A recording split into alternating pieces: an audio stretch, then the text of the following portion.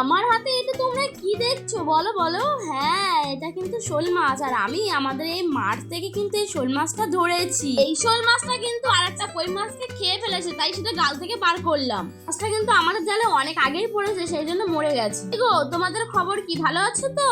পিয়ারা গাছ থেকে ইয়া বড় একটা পিয়ারা লাগিয়েছি, খেতে যেমন দেখতেও তেমন। ঘুম থেকে উঠে দেখি বাবা এই রাস্তার এই কোনাটা ঢালাই করে নিয়েছে, আর এই সাইডে সিঁড়ির জন্য শিক বসিয়ে নিয়েছে। দেখো, অনেক কাজ হয়ে গেছে। তো কি করছো? একটা লাইক আর একটা সাবস্ক্রাইব করে দাও, তারপরে আমি কথা বলছি। দেখো, এই জিনিসটা কি বলতো, দেখতে কত সুন্দর লাগছে। এটা কিন্তু আমাদের গাছের কলা, দেখতে ততটা সুন্দর, খেতেও অনেকটা সুন্দর। তারপরে বিকেলবেলা চলে গেলাম জল আনতে। আমাদের বাড়ির পাশেই কল আছে, সেই কলে যাচ্ছি আমি এখন জল আনতে। আমাদের বাড়িতে কল নেই, কিন্তু আমার ঠাকুমাদের বাড়িতে একটা কল আছে, আর এই কলটা আমার বাড়ির পাশে গভর্নমেন্ট থেকে বসিয়ে দিয়ে গেছে। জল কলসিতে ভর্তি করা হয়ে গেলে আমি চলে আসছিলাম বাড়িতে। এবার যাবো আমি মাঠে। আর তোমরা বলো, আমার ভিডিও দেখতে তোমাদের কেমন লাগে কমেন্টে বলো। আর এটা আমাদের কাকুদের গরু, দেখো আমার হাতটা কিভাবে শুকছে।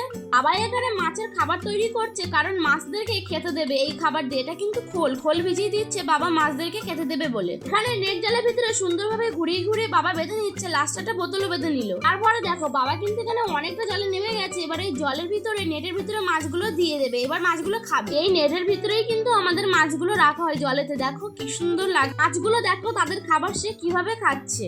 তো ভিডিও ভালো লাগলে অবশ্যই একটা সাবস্ক্রাইব এন্ড লাইক করে দিয়ে আমার পাশে থেকো বন্ধুরা।